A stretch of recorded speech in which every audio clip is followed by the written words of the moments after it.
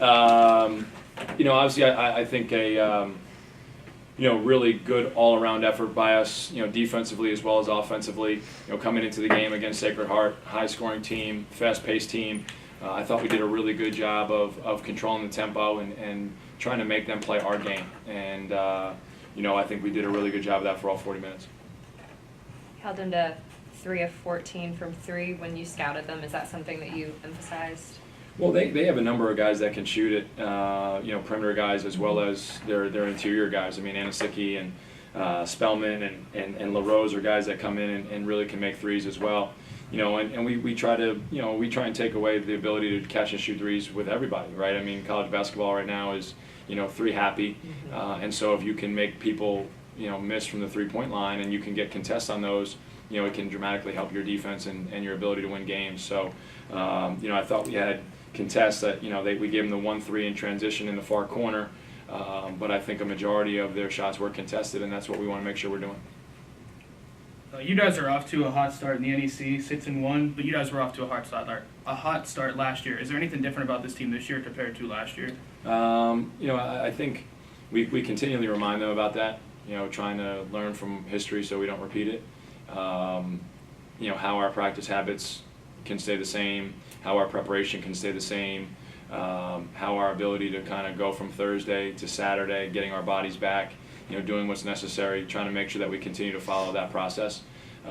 Last year I think, we got off to a good start, and I think we thought we had some stuff figured out. And, the coaching staff will do the best job they can, constantly reminding them that, each and every game is its own entity, and if you don't prepare the right way and if you don't remain humble, the game humbles you really quickly. So we'll constantly remind them of that over and over and over, and hope we can kind of figure that out as we go along. I mean, it's every game in this league right now is going to be closely contested. I just think that there's no one team that is superior to the others, and so how your guys are focused each day, how they can execute game plan is could be the difference. And even if you look at our game so far this year, a lot of them have been 1, 2, 3 possession games that you got to be able to figure out how to win. And I think you never know when those possessions are going to come around.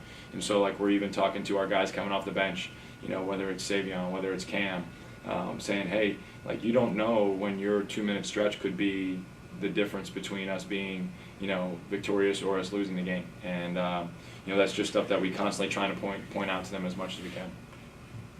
I'm just curious, coming into this game after playing 4 straight on the road, was that challenging at all, just schedule-wise? Yeah, I mean, I think the more challenging part is, having it be our 3rd game in basically 5 days. Mm-hmm.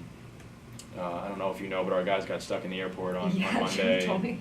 Yeah, so that made it a little bit interesting. And, I think a couple guys yesterday felt like, they'd been through a whirlwind.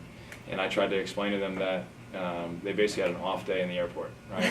Every time we get a picture of them, somebody was napping, somebody was playing cards, somebody was on their phone, somebody was texting, someone was Snapchatting. So, like, it wasn't a really stressful day, but sometimes they look at it as like, I saw Charles when we started practice yesterday. I said, how was your off day yesterday? He goes, it was crazy.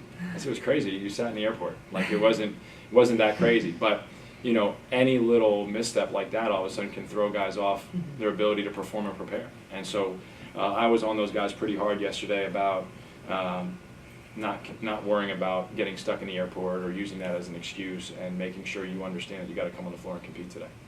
It was the coming home from Central Connecticut that they Yes. got stuck. They were supposed to get home in the morning, and then it was like midnight or something. Yeah, our flight got canceled Monday night. That's right. And then we had 2 groups that were going out on Tuesday morning. There was a 6 a.m. flight and an 8 a.m. flight, and the 6 a.m. flight got out and the 8 a.m. flight didn't.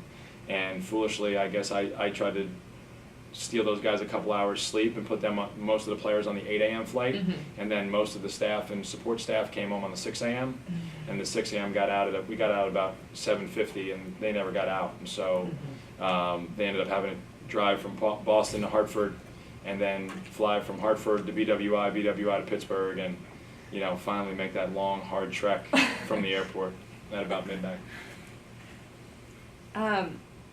21 turnovers. Is that still a disappointment? Well, I think they doubled the post, which is the first time we've seen that all year, and they hadn't done that previously, and so I just felt like we didn't handle it very well. 8 of those 21 were front court guy turnovers, and we didn't have any assists to show for it either, right? And so it's that's kind of upside down. I thought John and Cam, kind of when they made their run to cut the lead, try to do some stuff that wasn't there.